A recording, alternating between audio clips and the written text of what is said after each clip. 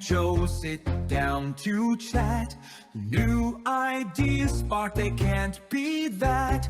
Podcast fun, fury so grand. Laughter flows, no need for a band. From life stories to wild speculations, each episode brings joy, makes you relaxations. Place your gamble, we're off to explore. Laugh and learn, our show is forever. Incredible theories, side by side. Joyful moments we'll never hide.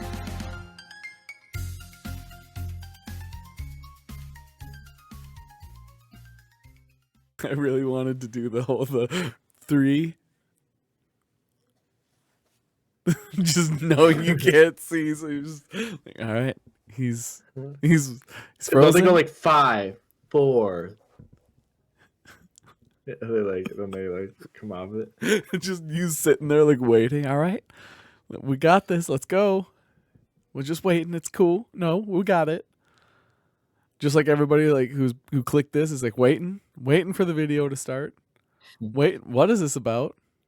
But welcome, everybody. This is the Glacier Gamble podcast, and we are talking more Daredevil again this week. Obviously, it's going to be Daredevil until the show's over. Episode 4 came out, and we got to see a character added to the show. We also got to see the meaning of Born Again, if I can boldly say. Sure. Yeah, I love that we got to see more of the like. This is what it means by born again, not just for Daredevil himself, but we got to see Wilson Fisk kind of... Yeah, the parallels like we talked about the last couple weeks. Right, not eating his egg white omelet either. Baby boy doesn't care about his weight loss anymore. He's going full 4 sausages. Can't remember right now what else was on that plate, but it was just like piled. Yeah, it was like a bolognese with a sausage on it. Oh my god, it was so much, and I was like, that looks delicious. I think this is their way of saying he's. This is the metaphor of not the white egg white omelet is like, oh, it's big boy Kingpin's coming back. Now it doesn't have to be physically, obviously he might not, but right. I think metaphorically it was like, oh. Kingpin. Yeah, metaphorically, he just, or not metaphorically, like earlier, it showed him. It didn't show him, but it basically implied that we thought he killed Adam, but really he was like being sensitive to the situation, keeping him alive. But now I would imagine that with like the meal and like how both Daredevil wants to come, like Daredevil's trying to like seek solace and come back. Mm-hmm. Kingpin's kind of doing the same thing, but it's just 2 different kind of ways about it. For sure. And so now I would imagine that like Adam's screwed. I think Adam wishes he was dead. Yeah. They're just keeping him, finding out, spoilers for those, we've said it in previous episodes, but spoiler alert for obvious reasons. But Adam was kept as like a prisoner, and he's eating his meals in front of him. He's not getting that food. Like, I'm interested to see what is he just keeping him alive because he doesn't feel like he could lie if he said he killed him? Sure.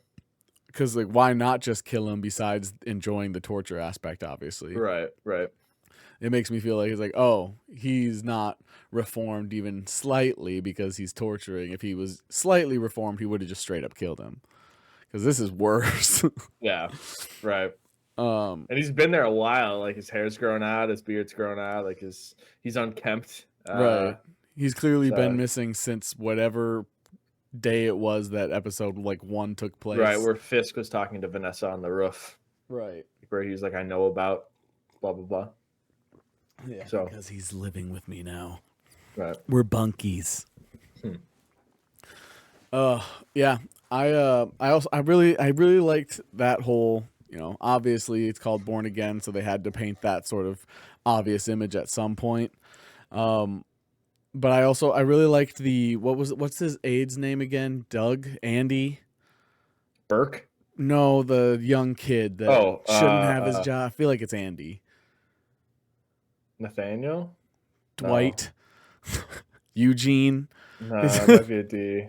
I'm gonna go with Daniel. it. Daniel and Daniel. I thought it was like he knew he couldn't kill Daniel in that meeting, especially when his other campaign manager was like just she was like, I'm gonna stay because what he's under me, so whatever he does She's is my fault. protecting him a little bit. Like you say she has some like annoyance with him, but also she's like protective at the same time. Do you think that she thought this was gonna kill him? No. I don't think. I thought it was interesting that she decided to stay after how she depicted how she felt in the previous scene. I definitely was like, why is she staying? I think she's just like genuinely like tries to be a good person too, and that's something that like that's a little bit off of Fisk. Like she can tell that Burke's probably a little off, and the Daniel's just a kid. That's probably what she sees. So easily impressionable. Right. Yeah. We mentioned last week, I said I was really interested. I want to see what's going to happen with BB next because they kind of disappeared from her in the third episode. Sure. And now we know that, so Andy was her, Daniel was her, like kind of way in. That was how she wanted to get her way in. She manipulated him. Right. Got him drunk and tried to keep him out because she knew the longer she kept him, the sooner something would slip. Right. Which obviously led to the docks, which we saw previously. The docks is where all the other mob bosses were like getting into it, and like obviously set back his politicals. Obviously that had just happened in the episode, but I thought that part of this like reborn from Kingpin, they said that all of them will have to die or one person's going to have to get arrested. Like that's the only way that they'll stop committing the crimes. And they paused and went to Kingpin on like a still frame. They zoomed especially if there is no Kingpin. Right. Essentially. Like if Kingpin's back and he puts the fear into both of them, they'd stop. Like they'd have to play nice. But I think with no Kingpin, it would either have to be what like one or the other has to go. And whatever way that happens, either by arrest or death, it leads to just there being one crime syndicate coming out of those docks. Right. And do you think his goal with this is to make sure all the money funneled by opening business there would go to him? Or do you think he was trying to clear out those other bosses? Or do you think maybe work with them and corrupt? I think it's almost a double-edged sword. Like I think he is actually trying to get the docks to be that business port. Sure. Like they once were. But they can't do that because everything's broken down and it's not good and like there's crime there, obviously. So I think he wants to eliminate that crime to make the ports better, but I do also think that like now, I think if Kingpin is truly back, that would be part of his operation. Yeah. Okay. I think it's a mix of both. Like I think it still would help the city. I think it still would help the city, you know, like it would look nicer and the crime would be defeated. And it would be a good look for him as mayor. But also, I think it would help him get a source of income behind the scenes. So, or do his crime behind the scenes there. Yeah. Probably keeps his wife happy in a way as well. Right.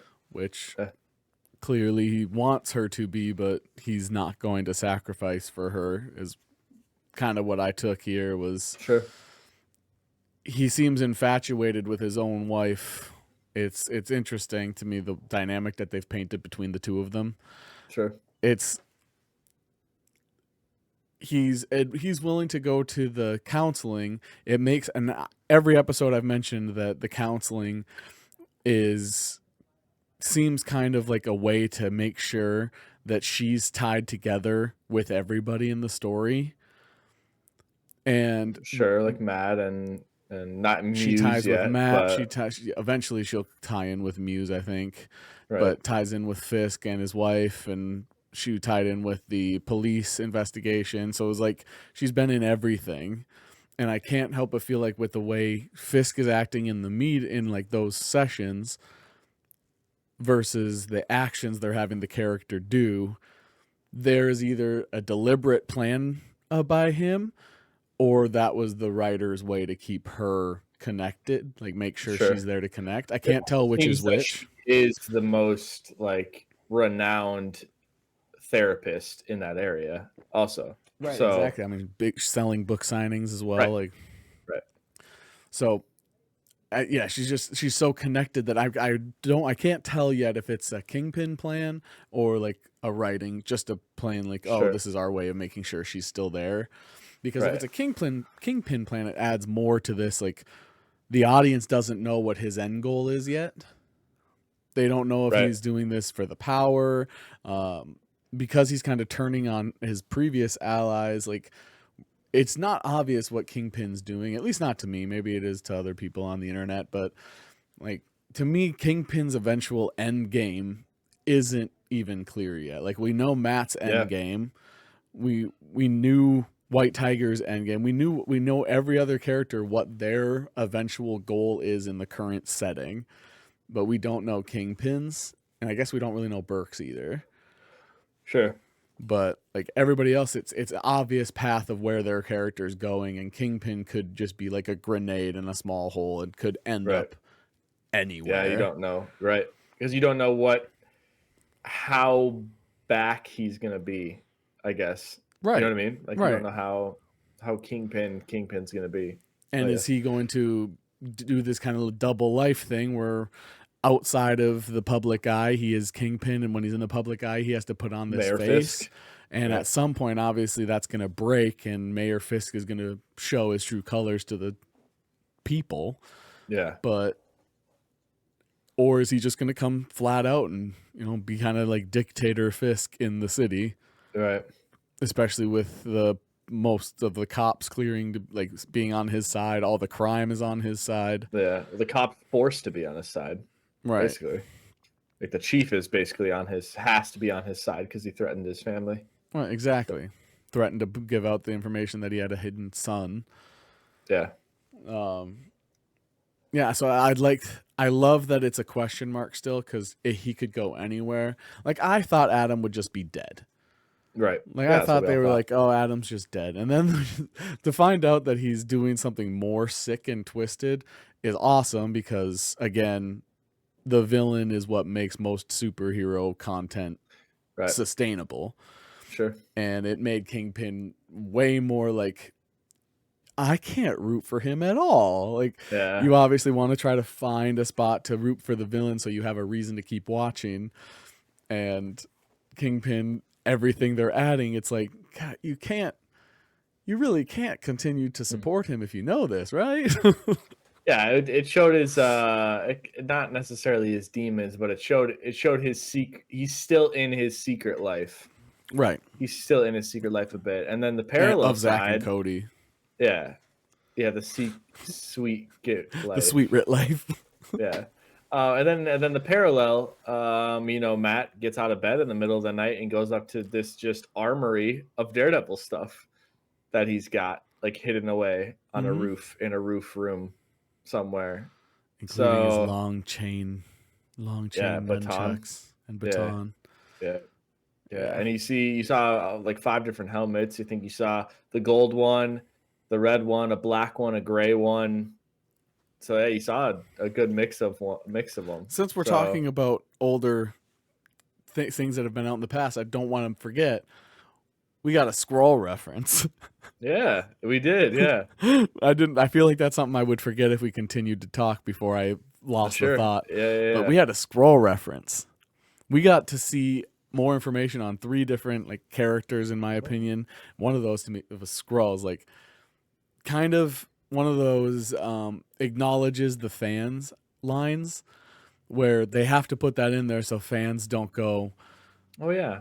But it also reminds fans, Skrulls exist. Yeah. And you still got it. Like, we still, as writers, know that they exist, so we can throw them in if we want. Sure. So it's kind of felt like a shot to the audience or shout out to the audience, whatever way you want to take it, and a let's move on. Like at least that's how I took it. Is no, it's not Skrulls. Let's move on for this show. Right. But yeah, I kind of just like got that out of the way, and I was like, oh, okay. So it's they still make references to And the also, lesser it's successful just in the fact that it was for a petty crime, or petty larceny, or petty not larceny, petty theft.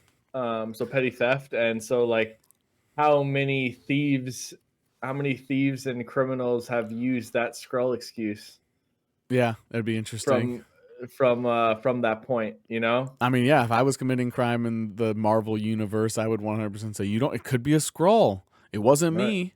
Right. You How can't do they catch me prove on that? camera in a this like field I was in. Right. I was in the outskirts of New York at that time. It didn't have. I wasn't there. It was a Skrull. Skrulls love New Right. York. Everything comes to New York. Right. Yeah, that's So- true. I would 100% do that. Now that you said that, that wasn't me. I'm gonna try that the next time. You don't want to plan that. Right. Oh yeah, now they got me on recording. Shit. Come on, man. But there were a couple references to other characters. We got to see more of Muse. Yeah. Pulling a body into his lair. Yeah, and which is draining clearly it. in the subway station. Yeah. Or not station, but like down one of the tunnels. Yeah. And it was unexpected because it was right at the end of the episode, and it was just like graphic just to end the episode. You don't normally expect just bodies hanging. right. Just- Even in like shows that are graphic throughout, they don't tend to end on a graphic scene. So the fact that this show that wasn't graphic throughout and it was like just more dramatically intense ends with this just like blood pump into what looks like a sock. bat. Yeah. Oh, yeah. It just looks like a wet sock, and he's just pumping blood into it and is just staring at it. And I was like, God dang. Oh, that's the end. Okay, cool. Like, that was that was unexpected. I want to say he does use that for most of his artwork. So He like the does. blood. And there was So- they showed in the subway tunnel that there was like stuff on the wall. So Right. that was them hinting at apparently he also did that like White Tiger mural too. that whole What mural was people are in. saying. Yeah, I guess so. So That would make sense why they put a focus on it, because I thought it was interesting that they like put that in the background, be like, oh, that's pretty cool art. I was just in Minneapolis yesterday, and there was a mural just like that, where it was face and face, kind of different, like phased. So Sure. and then with the big graphic art behind it, so it was cool to see the differences. But if it was done by him, would that be in blood? I don't know. I think not all of his things are in blood. Just like he after did that. his killings. Well, yeah, and I mean he probably uses it to send a message. So but obviously not white. Like the white paint that was used for White Tiger, Right. you wouldn't be using blood. So I don't know. That's what I've seen. I don't obviously nobody knows if it was actually him that did that mural, but like if you're gonna put an emphasis on artwork and murals that Muse does do, you would emphasize like since we already talked White about Tiger. it, I have a tangent question that I'm interested in that now I don't want to go on forward with before I ask it. Sure. So different creatures like Skrulls exist in this world. Yes. Do you think Muse would absolutely love having a couple other creatures, like alien creatures, captive, so he can different have like blood? a palette of blood colors? Yeah. 100%. I think he would. Like Skrulls to have I don't know what, how purple, his mind works. purple yeah, blood. it's something weird. Yeah, Chitauri have blue. Yeah, so with Chitauri the have red blue and the blood. purple, you're getting close to being able to pull the red like a lavender. Right. Oh yeah, I'm just thinking Muse would love to spread out beyond New York and have or find some people that might be of alien blood. Sure. Have a palette. That was just where my tangent went. Like I'm he's gonna go painting. off on a tangent. He's painting with blood. Two here. One reason I loved this episode was a project doesn't have to have excessive swearing or swearing in general to be good, but I Agreed. loved the fact that this episode did, because it just showed us that like this is the MCU and adults swear. Yeah. Like people swear. Yep. And so like to go through all of the MCU and not have like basically just having them say shit. we have Like Chris our heroes Pratt's say one shit. fuck. Yeah. So I mean I loved that, because it's like it feels more real, I guess. Yeah. Yeah. I would agree. So yeah.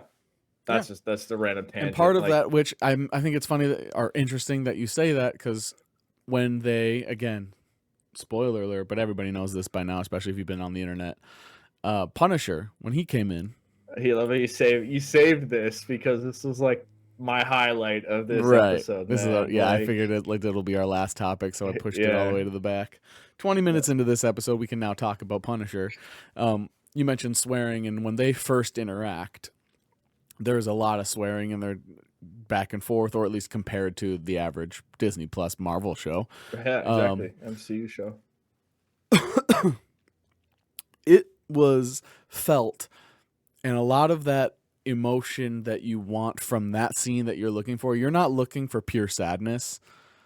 You were looking for anger. You were looking for like some anxiety in there. You were looking for fear. And I feel like without a lot of that swearing, you miss that. And it's trying to cut out the realness where people have like problems with modern movies, like, oh, I can't seem to, or especially TV shows, streaming shows, I can't seem to think the acting's that great. Like a lot of time it's because they're not allowed to put in this real emotion. Like, yeah, they swear. And I think what Patrick Starr says it best, that curse words are like salad dressing. Once you put on too much, it's too much, like what it's bad, but Sure. you can sprinkle them and they become a sentence enhancer. Right, and he was a philosopher. It was something along. It was something along those lines where he basically calls them sentence enhancers, or says something like they're dressing to salad. I'm pretty sure he says sentence enhancers. Right, and that sounds right. It felt that way. Like it didn't feel excessive. Like when you're watching a stand-up comedian that needs the swearing to be funny versus a stand-up comedian that pops some swear words in there to emphasize a joke. Right. And that scene, 100%, when they joined him in, first of all, awesome. Like that was fucking sweet. Yeah. When he comes in, obviously he gets the jump on Daredevil. Like Daredevil didn't even hear him. Which is crazy. Yeah. That's insane. Granted, Frank Castle was like Spec Ops. Like he's but like you would think with his hearing, that's his right. heartbeat. That's his, when he said, I know you're in here, you would have heard the echo reverb off his skin, because he wasn't wearing like sound reducing clothes. Some of his skin was showing. Right. So it's like the fact that he didn't hear him at all, I was like, oh shit. Oh my God. Yeah. I thought that was, and also the fact a that good Daredevil knew where he was at all points, at all times too. kind of like how he kept an eye on Kingpin. Right. He knew he was down, buried in a parking ramp, back room of a parking ramp type, boiler room-esque place. So. And he claims that he's still doing what he does, but hiding. Yeah. Or unless I misunderstood that, because at one point it felt like he was living there and never leaving, really. And then the other part of the conversation, it made it seem like he still goes out and does the hard stuff. Yeah, I think he does, because they're if he just stopped, the cops wouldn't be using his imagery. Sure. You know what I mean? Like they take that Punisher imagery as like a different twist on it. Like they think it means a different thing. Punisher first thing out of his mouth was talking shit about well, he said a bunch of, I can't remember the term he used, but he said like a bunch of dumbass cops. Yeah. And that was just like his first line about the people using his logo, was talking shit about the cops using it. And Frank Castle has been the only person to reference I think his name Benjamin Poindexter as Bullseye too. First time he's been referenced as Bullseye in this one in the MCU. So does that mean Daredevil's canon name is now Red? I mean, yeah, that's what he called him. That's what he's called him since. So if he coined Bullseye, then he gets to coin Red. So Right. this is now Red Born Again. Right. Yeah, the fact that John Bernthal got to come back, even though it was just one scene so far. Yeah, and he is for sure getting a special presentation. Like a one Punisher episode special. Punisher thing, Yeah, or like a probably hour and a half, like how they usually are. like So, like a Werewolf by Night style. Yep. So he's getting he is getting a Good. special presentation to Punisher. Good. And you got all the other defenders saying they want to come back and play their character again. Yeah. Like, Yeah, oh, man. I Luke mean, Cage, you put Jessica these Jones, Iron characters. Fist. We want a chance to bring this character back to the screen. You put these characters in like an MCU thing now, and like, man, they're gonna succeed. It was just Like- it was kind of ahead of its time, even though it was only a few years. Singers do that all the time. They only miss it by a couple years, where then their style probably would have not jumped them up. Right. The style that the Netflix Marvel shows was not what they wanted when they came out, was not what the general audience, that 75% of people that pay or whatever that go to the theaters. Yeah, I mean, outside, like when they started, like Daredevil was always a hit, Right. and then Jessica Jones season 1 was a hit, and then it kind of just trailed off a little Right. And now it that was style still of show is excellent, like what people are desperate for. Like they're kind of It's sick of the cinematic. It's a mix. I would Yeah. say it's closer to the Netflix stuff, but there is enough MCU trickled in where like it's brilliant. And so like you look at like say Fantastic Four, and like you're gonna get that same thing on a grander scale where it's like you're going to get something that's never been in the MCU before, and it's gonna be in the MCU. Mhm. And it's insane because like you have an opportunity to watch something done right, done correctly, and given its due justice. So Yeah. God, and just like, Deadpool is kind of the extreme version of where this show is landing for me, where it's like they have that mixture, like you were saying, of the darker themes versus the MCU mixed in, and then Deadpool was kind of like made it absurd, right, and so right, I feel like absolutely, this show has for like a sure. really good mix of it so far. Right. And I feel like they're gonna have moments that are similar to the Netflix, maybe not to the point of rubbing across a broken piece of glass. Yeah, the jigsaw scene. Yeah, like maybe Yeah, God. not up to that point, but I feel like we're gonna get a little bit of that, but not a ton. And it's We've probably gotten gonna involve Kingpin. Right, and we got basically the first episode is where you got the hint of like, because we haven't had really any action since that first episode. Correct. And so like when Matt puts the costume back on, like there's gonna be thugs he's got to deal with, or even if you see, Frank Castle put the suit back, like you get to see Frank Castle with the suit on. I wonder if they're gonna give us a Batman, like a Dark Knight moment, where like they think that Batman no longer comes out to help fight, so then they're getting cocky, and then Daredevil's gonna show up. Oh yeah, And they're gonna be like, oh no, he's back. him looking at his masks and was like, all right, these are still here. Yeah. Like, I can still do it if I wanted to. And he's been contemplating that for so long. And then like Frank, it was just brilliant because like Frank saw right through him. Well, and let's also not forget he also needs to go back into training, considering he's probably going to have an entire brigade of cops on him. Yeah. Because he told that guy, you're going to have to bring more friends than last time. Yeah. And that guy basically was like, bet. Like, Yeah. he basically told Charlie, fucking Matt, There you go. told Matt basically, yeah. You want to try me again? I'll have the backup. Then yeah. I will bring, I will bring multiple guys next time. One of them's going to be Poindexter. Or just something. Yeah, maybe if they get Poindexter out. I mean, otherwise he he's one feels of so those- wasted so far. yeah, they would have. I mean, yeah, they would have killed him if he wasn't here to remain. Yeah, So, and they like, told, especially since they just told us he got life in prison. That was his sentence. Right. Like they reminded us this episode, he got life. Yeah. But Boggy didn't. Yeah. And Frank saw right through him. He's like, I think you're here to get my permission to go out and beat the shit out of people. Like Right. that's essentially like he's like, And I then do basically it. I go gave out- him permission without giving him permission. Yeah, and then he basically was like, you're not acknowledging. You haven't ever acknowledged it. Like you haven't acknowledged it. You've just let it go by the wayside, and He got the same speech from White Tiger from a different explanatory speech. yeah, it was someone you just met versus someone you've had. The events of Punisher and when you first met Daredevil was almost like 9 years ago. Yeah. Like from a timeline standpoint, so they've known each other for 9 years, and they both had similar, like White Tiger and Punisher both had similar views where they're not who they put that mask on, but it is part of them and it's what they do. Like it's what gives them purpose. Hector Ayala didn't obviously want to hurt anybody, but Punisher's like bad people, bad prizes. You know what I mean? So he's the Ender's Game version of the kid where you don't stop because stopping is what gives them another chance. So he goes all the way and kills them because they can't. They'll stop bullying you then because they don't have a choice. Right. So that's kind of Punisher. Yeah. But yeah, and I think something that we've said a couple times is, again, right on the money.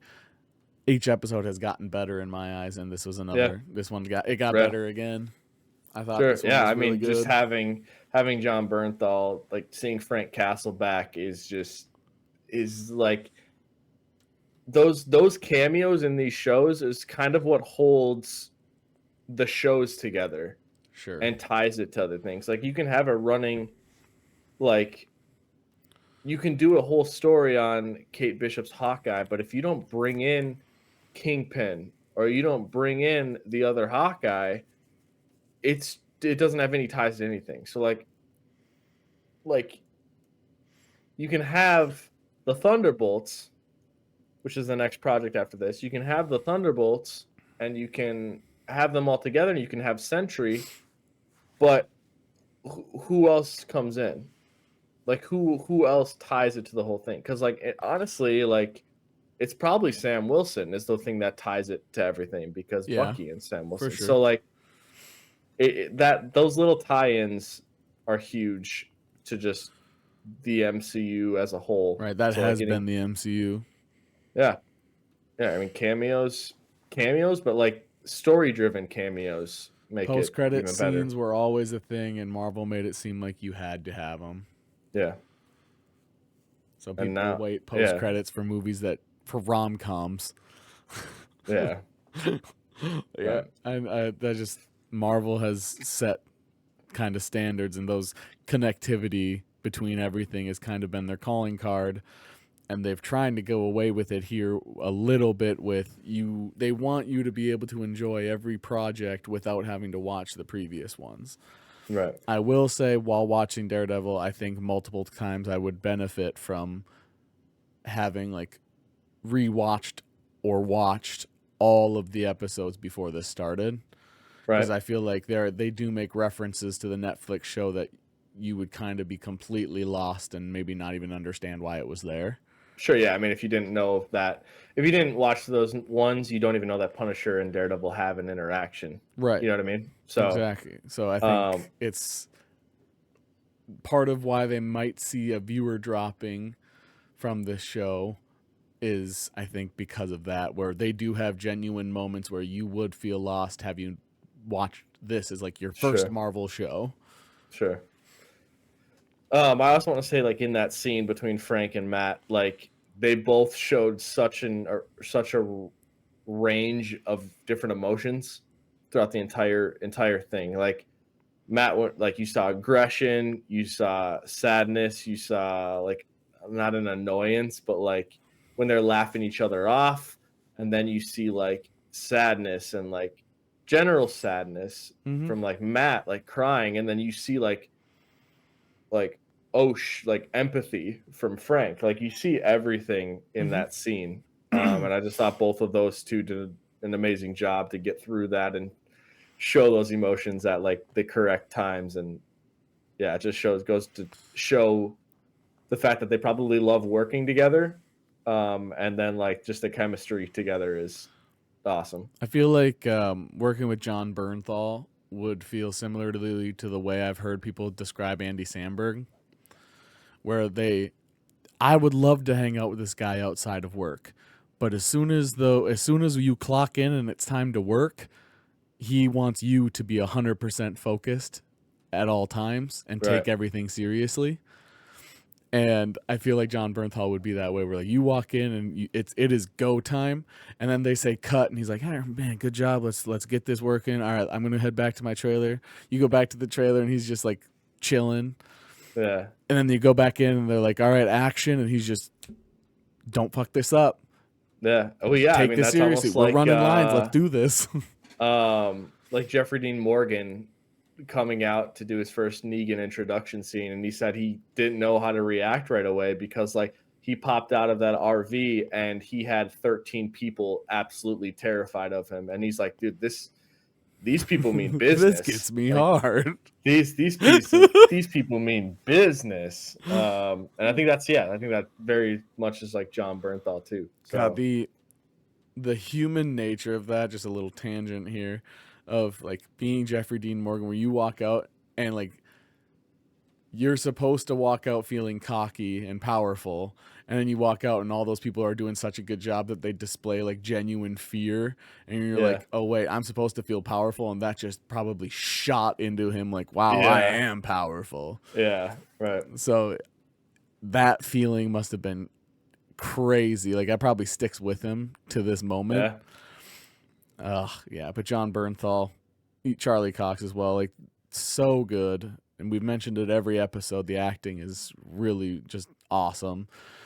The sound wasn't as prominent to me in this episode, but they did make a focus on Daredevil using it, which is nice. They're kind of filtering in a little bit more of him using his abilities.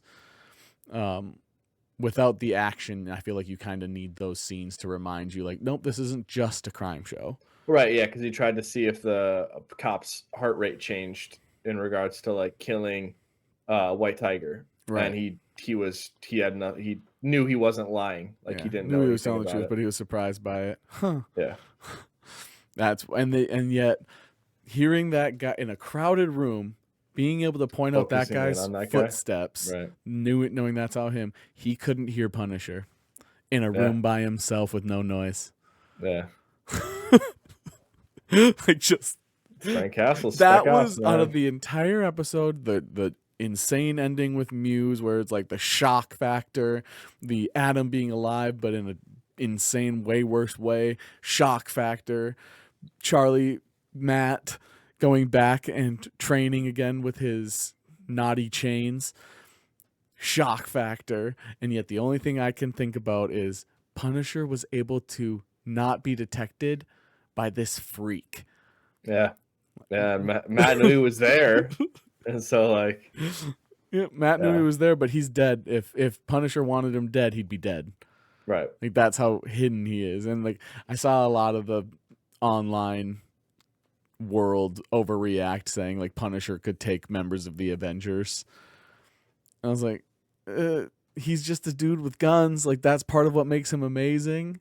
I'd love to see just speaking of the Avengers, like, ever since I brought in like Kingpin or Hawkeye or whatever, like, I'd love to see a fight between like Clint Barton and Ronan Poindexter.